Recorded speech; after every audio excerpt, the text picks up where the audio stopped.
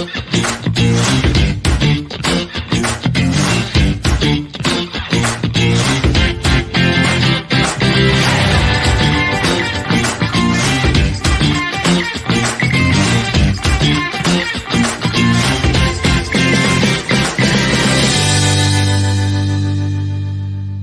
buenas para todos ustedes, bienvenidos a un nuevo programa de HR Insights. Mi nombre es Andrea Alessio, soy parte del Institute of Neurocoaching y vamos a estar hablando acerca de la inclusión en las organizaciones para lograr la diversidad cognitiva. Para eso vamos a invitar a Agostina Ciampa, que es licenciada en terapia ocupacional de la UBA. A lo largo de su desarrollo profesional realizó posgrados en neurociencias cognitivas y se especializó en la metodología de empleo con apoyo para la incorporación laboral de personas en situación de desventaja. A su vez, es doctora en psicología por la Universidad Maimónides. A nivel laboral, ha trabajado en procesos de incorporación laboral por más de una década, apoyando a personas y equipos de trabajo en el desarrollo de apoyos naturales para incorporaciones efectivas. Ha liderado equipos, diseñado y gestionado distintas propuestas de vinculación laboral a las poblaciones vulnerables. Se declara promotora por la diversidad en todos los espacios por lo que circula. Bienvenida, Agostina. Muchas gracias por ser parte de HR Insights. Bueno, muchísimas gracias, Andrea, a vos por la invitación. Un placer para mí estar acá hoy con ustedes. Qué gusto poder hablar con vos sobre este tema que es tan importante y vamos a entrar directamente en las preguntas. Para nosotros es importante hoy poder hablar de diversidad y de cómo hacemos para abrir este paraguas de que diversidad es mucho más allá de género o de generaciones y que es algo que abarca a toda la organización en sí misma y entonces ya si abrimos el paraguas y cambiamos ese concepto inicial, estamos cambiando la manera de abordar la diversidad. Absolutamente, qué interesante porque muchas veces está el riesgo y se corre el riesgo, ¿no? De que terminamos clusterizando diversidad en alguna población específica, cuando en verdad diversidad tiene que ver con trabajar en entornos laborales, nos dice la Convención Internacional sobre las personas con discapacidad, sobre los derechos de las personas con discapacidad, digo que diversidad tiene que ver con trabajar en entornos laborales que sean abiertos, inclusivos y accesibles para todas las personas, no solo para un grupo con unas características determinadas, sino que cualquier persona que esté, por supuesto, en edad económicamente activa tiene un derecho a trabajar, ¿no? Entonces, diversidad en el trabajo tiene que ver con poder generar entornos laborales donde cualquier persona pueda desempeñarse laboralmente y entonces no se trata de que sea persona, no sé, de algún colectivo en particular, personas con problemática de salud mental, personas con discapacidad, personas dentro del espectro, no, diversidad es, bueno, cualquier persona, ¿no? Es dar la bienvenida a cualquier persona más allá de su condición y más allá de sus características. Qué bueno lo que contás y cómo nos cambia la perspectiva por completo, ¿no? De lo que estamos haciendo hoy dentro de las organizaciones en relación a diversidad, equidad e inclusión. ¿Y cómo hacemos entonces? O sea, ¿cómo se hace para empezar a tener esta diversidad y poder tener personas de cualquier ámbito, digamos, o de cualquier condición, como vos decís, dentro de la empresa, que por supuesto ya entonces vamos a empezar a evaluarlas por la capacidad o las características para cierto rol, pero no va a ser un condicionante a priori para si funciona o no funciona simplemente por una condición de género, de generación o de neurodiversidad per se, digamos. Entonces, ¿cómo se hace para trabajar esta inclusión dentro de las organizaciones? Hace más de 10 años que vengo trabajando y durante mucho tiempo me ha pasado que vienen a preguntarme estas personas, ¿no? Personas con un diagnóstico determinado, ¿de qué pueden trabajar? Y esto tiene que ver con desconocer todo lo que decíamos antes y tiene que ver con lo que vos traes, ¿no? Con poder conocer a la persona primero, poder conocer cuáles son sus intereses, sus habilidades y pensar en función de la idoneidad para el puesto, no en función de la persona y sus características y entonces tener que generar puestos determinados, no. Digo, tiene que ver con nada más que tratar naturalmente a una persona más. ¿Y cómo se hace? A mí me parece que hay una metodología específica que es en la que yo me formé y con la que yo trabajo, que es la de empleo con apoyo. donde lo que hacemos es, hay un apoyo profesional que va a ir desarrollando los apoyos naturales en puestos de trabajo. Esto está anclado bajo un paradigma de apoyos donde sostiene que todas las personas para vivir en sociedad nos valemos de apoyos. Digo, el uso de una agenda, ¿no? Yo hoy para estar acá me había guardado el link que me enviaste en un calendario. Bueno, eso es un apoyo. Levantarme horario es usar la alarma, es otro apoyo. Pedir a las personas que ven conmigo que en este momento no pasen por acá donde yo estoy, es otro apoyo. Digo, todas las personas nos valemos de estos apoyos para vivir y en verdad para trabajar también, ¿no? Digo, nos apoyamos en un montón de estrategias externas o nos apoyamos también en compañeros, compañeras de trabajo. Lo que hacemos en los procesos de inclusión es, digo, esos apoyos que no se dan naturalmente. ¿Por qué? Porque en nuestras escuelas quizás no hemos estado en aulas con personas con discapacidad o con personas con alguna característica determinada. La mayoría de las personas no saben cómo relacionarse o desde dónde relacionarse y cómo poder ser esos apoyos naturales en el lugar de trabajo. Entonces, es ahí donde profesionales especializadas entramos en juego a generar ese puente, ¿no? Digo, nuestro objetivo es poder dar ese apoyo profesional durante los primeros meses de esa inclusión para que después ya estén los apoyos naturales disponibles en el lugar de trabajo, para que después esos compañeros, digamos, puedan trabajar naturalmente, ¿no? Digo, el trabajo en la diversidad tiene que ver con eso, con que sea natural trabajar. Y no importa qué característica tenés, qué condición, de dónde venís, podés trabajar y tenés las mismas oportunidades para acceder al trabajo que yo. De eso se trata, ¿no? Entonces, digo, el primer paso, me preguntabas antes, primero con poder pensar en realmente cuáles son las características del puesto. Y acá quiero hacer un paréntesis para que podamos pensar y repensar en esos procesos de selección. Muchas veces me encuentro con determinados puestos que exigen secundario completo, que exigen universitario en curso. Y quizás si vamos a la naturaleza real de esas tareas de puesto de trabajo, no hay tal requerimiento. Entonces, bueno, repensemos porque muchas veces con esos requisitos excluyentes terminamos siendo excluyentes, ¿no? Y en verdad decíamos antes que el trabajo es un derecho para todas las personas que están en edad de trabajar y que quieren trabajar. Y no te imaginas la cantidad de personas, Andrea, que conozco con ganas de trabajar, pero que no tienen oportunidades. Entonces, digo, tenemos que desde los lugares de trabajo poder hacer esos entornos de trabajo y hacer esos procesos de búsqueda accesibles, abiertos e inclusivos para todas las personas. Quizás también se trata de empezar a repensar un poco las políticas actuales de contratación, de selección de personal y también después empezar a ver puertas adentro. Porque otro temón en este tema tiene que ver con el estigma. Digo, las tasas de exclusión son altísimas, ¿no? Y la cantidad de gente que quiere trabajar es mucho más alta de las que hoy están trabajando. Entonces, digo, repensemos ahí qué es lo que está sucediendo con esa población y cuáles son las prácticas que hoy hacemos que sin querer, porque muchas veces todo esto surge porque no se sabe, porque no se cuenta con las herramientas, porque no se conoce. Entonces, la mayoría de las prácticas excluyentes son sin querer, nunca son intencionales, ¿no?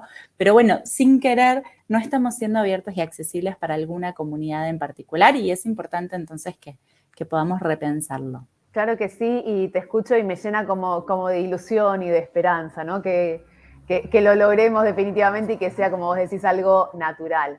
Si vos tuvieras que decir hoy, en líneas generales y estadísticamente, ¿cómo venimos las empresas con este tema? Venimos mucho mejor que ayer, sin dudas, y todavía tenemos mucho por delante. ¿Por qué? Estas metodologías en sí, nosotros llamamos en el mercado laboral abierto, ¿no? Aquellos puestos de trabajo a los que cualquier persona puede aplicar, empiezan a ponerse en práctica en los años 80 en distintas partes del mundo. Y en Argentina también arrancaron más o menos en esa década. Entonces digo, si pensamos, nos comparamos hoy con la década del 70, sin dudas que estamos muchísimo mejor y muchísimo más adelante. Ahora, todavía vemos estas prácticas que no terminan siendo, ¿no?, del todo inclusivas y accesibles para personas con alguna desventaja, ¿no?, al momento de pensarse en el acceso al empleo. Digo, ahí todavía hay mucho por hacer. Creo que cada vez, por suerte, digo, también en estos 10 años de trabajo, me acuerdo cuando, al principio un poco más de 10 años, pero me acuerdo cuando iba a las empresas a hablar que no existían, ¿no?, equipos de diversidad, de inclusión, esto no había nada de todo esto.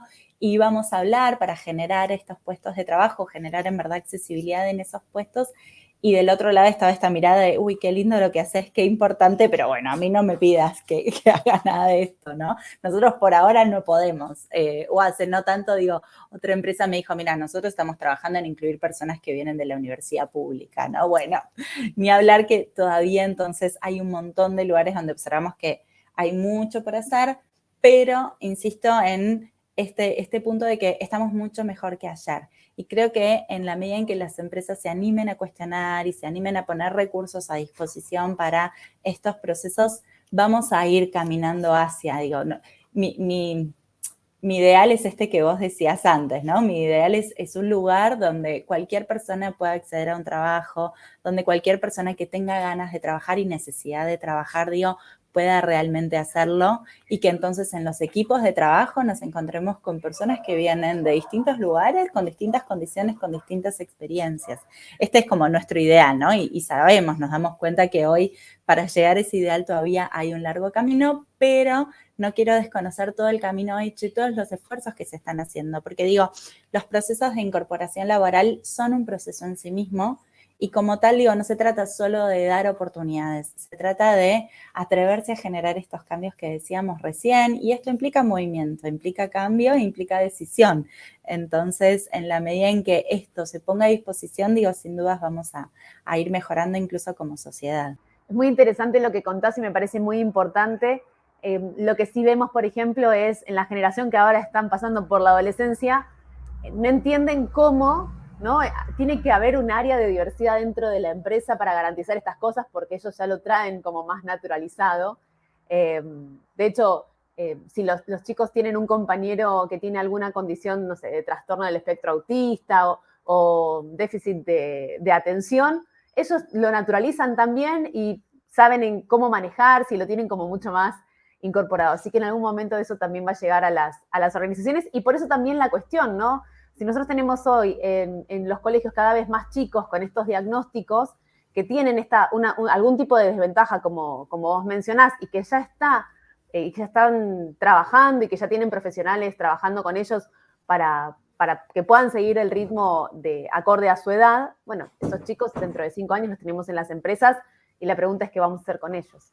En cuanto a lo que vos decías antes, me quedó algo pensando, resonando en los procesos de selección, ¿no? Esto que vos decís de que hay puestos que capaz hoy tienen un nivel de exigencia de títulos o de estudios y demás, que capaz cuando uno va a la descripción del puesto o a la tarea en sí, en realidad no se requeriría. Y la pregunta es, en este volumen de exclusión que la persona con estas desventajas sabe que existe, ¿va a buscar trabajo en el mismo lugar en que busca una persona que no se considera en desventaja? ¿O crees que hay como una sensación de ¿para qué voy a mirar, por ejemplo, empleos en LinkedIn si yo ya sé que lo más probable es que ahí no haya trabajo para mí? ¿Cómo lo viven del otro lado? Mira, tengo 2 datos ahí para comentarte sobre ese punto tan importante que estás trayendo acá. Por un lado, el Perfil Nacional de las Personas con Discapacidad, que se publicó en el año 2018, hace preguntas, ¿no?, acerca de las tasas de incorporación laboral, pero también hace preguntas acerca de la inactividad, que yo creo que es donde ahí tenemos que poner una lupa todavía mayor, que son aquellas personas que estando en edad económicamente activa no buscan, no solo no trabajan, sino que también no buscan empleo. Y en este perfil averiguaban cuáles eran los principales motivos. La gran mayoría respondió otros, con lo cual eso no lo podemos saber. Pero el motivo que se encuentra en el segundo lugar tiene que ver con esto que vos decís, con que no creen que van a poder conseguir un trabajo, ¿no? Entonces, digo, tantos años de exclusión en algún punto también se traduce en desesperanza y quizás en dejar de intentarlo porque no creen que lo van a poder conseguir, porque quizás durante muchos años le dijeron que no iban a poder conseguir un trabajo o quizás porque lo estuvieron buscando y no lo consiguieron y eso es altamente frustrante. Eso por un lado. Y por el otro lado, hoy estamos desarrollando en Fundación Multipolar una investigación con personas en situación de calle, ¿no? No solo hablamos de personas en desventaja cuando hay algún tipo de discapacidad o neurodiversidad, sino también personas que vienen vulneradas socialmente y quizás no tuvieron en su momento la oportunidad para terminar el colegio, para poder acceder a una universidad, para poder hablar idiomas, ¿no? Entonces, hoy no lo hablan. No porque no tengan la capacidad para hacerlo, sino porque eventualmente no tuvieron esa oportunidad. Y en esta población también preguntamos, ¿cuán posible creen que es para ellas conseguir un trabajo decente como lo determina la OIT, ¿no? Un trabajo que reconozca nuestra experiencia, que tenga un salario justo, que esté enmarcada bajo la protección social y todas las leyes laborales. Y te puedo adelantar, digo, hoy estamos todavía desarrollando la investigación, pero de momento la gran mayoría lo ve como nada posible, conseguir un trabajo decente, ¿no? Y tiene que ver con esto mismo, con que en verdad podríamos hacer un zoom más lejano y hablar de una cuestión a nivel país y de la economía y de las oportunidades laborales y del trabajo formal e informal, y eso nos llevaría para otro lado, pero lo podemos dejar para otro momento. Pero digo, sí encontramos que las poblaciones que están en una situación de desventaja se sienten justamente en desventaja y saben que es como si armáramos una fila, ¿no? Para quienes acceden a un trabajo, si no es con alguna empresa que haya declarado que trabaja en estos procesos de incorporación, y lo más posible es que entonces no le vean sentido a ir a aplicar de esa forma porque no lo van a encontrar, digo, y es sumar otra frustración más, ¿no? Entonces, digo, ahí hay un componente emocional al que también hay que ponerle atención. Claro, hace totalmente sentido lo que decís, nadie quiere convivir con la frustración recurrente y bueno, es un punto más, ¿no? De que nos queda como mucho camino por recorrer. Hoy por hoy en las organizaciones estamos teniendo adultos que ya están trabajando, que ya están incorporados, que están haciendo su tarea profesional como cualquier otro colega y reciben un diagnóstico o del trastorno del espectro autista o de déficit de atención. Ahí es como que a ellos les caen las fichas, ¿no? Les cae el 20, como dicen en México, y empiezan a resignificar cómo fue, o dislexia incluso, cómo fue su primaria, su secundaria, su adolescencia, cómo les resultó esto de construir relaciones con otros. Pero bueno, ya están adentro de la organización. Algunos, como vos decías, deciden contarlo, otros prefieren que no. Y en esos casos, ¿vos cómo crees que nos podríamos manejar? ¿Qué cosas tendríamos que tener en cuenta o cuáles podrían ser los primeros pasos para sabiendo, ¿no? Esta situación o esta condición que ahora, que antes la veíamos, nos parecía rara, no entendíamos por qué, pero ahora le pudimos poner una etiqueta? ¿Cómo nos podemos manejar? ¿Qué tendríamos que hacer? Qué interesante, porque es cierto que muchas empresas que quizás no trabajan o no han decidido todavía tener estas políticas de incorporación laboral, empiezan a ver que, bueno, ya lo venían haciendo, ¿no? Sin esa etiqueta, sin ese rótulo de a partir de ahora vamos a incorporar personas con alguna neurodiversidad o de neurodivergencia, ya lo estaban haciendo. ¿Qué es lo que pueden hacer? Primero es poner en marcha esos apoyos naturales. Esos apoyos naturales tienen que ver con identificar quién es la persona con quien mejor se lleva, quién es la persona que percibe que entiende mejor y demás. Ahí vamos a tener una potencia para seguir trabajando y fortaleciendo ese desempeño laboral. Pero por otro lado, lo que yo sí recomiendo a las empresas hacer es contactarse con profesionales especializadas en estos temas. ¿Por qué? Para justamente evitar nuevas frustraciones, ¿no? Y poder hacer esos procesos basados en la evidencia, basados en experiencias locales. Digo, hay un gran riesgo en creer que los procesos de incorporación laboral de poblaciones en desventaja solo tiene que ver con una cuestión de voluntad, ¿no? Es solo decidirse y ya está, ya podemos incorporar. Bueno, no lo recomiendo. Recomiendo que siempre, digo, es como que yo esté mal anímicamente y lo quiera hacer sola. Ok, lo puedo intentar hacer sola, pero hay un momento donde voy a decir, y la verdad que una psicóloga me colaboraría y me haría mucho más fácil el trabajo. Acá es lo mismo. Profesionales especializados en procesos de incorporación laboral, que pueden ser terapistas ocupacionales, pueden ser psicólogos, pueden ser psicopedagogas. Digo, ahí hay una transdisciplina muy, muy interesante también. Contactar con alguien que se haya formado en esto para poder justamente desarrollar esos apoyos naturales, pero de la mano de un profesional experto. Muchas gracias por ese dato y por esa información, y qué importante profesionalizar esto de la diversidad que excede cuestiones de empatías y de modas. Y por último, me gustaría, como para ir terminando, que vos nos puedas dar como unas últimas palabras, un último consejo o una última reflexión, y que también nos cuentes dónde te pueden encontrar y si las personas que están viendo esto quieren ampliar esta información, ¿cómo hacen para contactar con vos? Muchas gracias. Voy primero con esto último, así no me olvido. Me pueden contactar o vía LinkedIn con mi nombre, Agostina Ciampa, o en Instagram, @agosciampa.diversidadlaboral.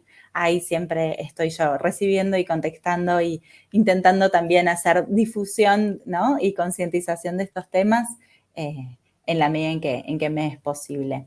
Una última reflexión, Andrea, que decir es, hay muchas cosas por decir, pero digo, primero, no tengan miedo, ¿no? Digo, hablaba acá de que sí hay que contactar profesionales especializadas, que no es algo que lo hacemos de manera intuitiva ni solo con empatía, aunque la empatía es fundamental, la comprensión es fundamental, digo, anímense, atrévense. Son procesos que van a requerir un cambio, pero en general también lo que nos dice la evidencia es que esos cambios que implican esos procesos terminan beneficiando el clima laboral en general.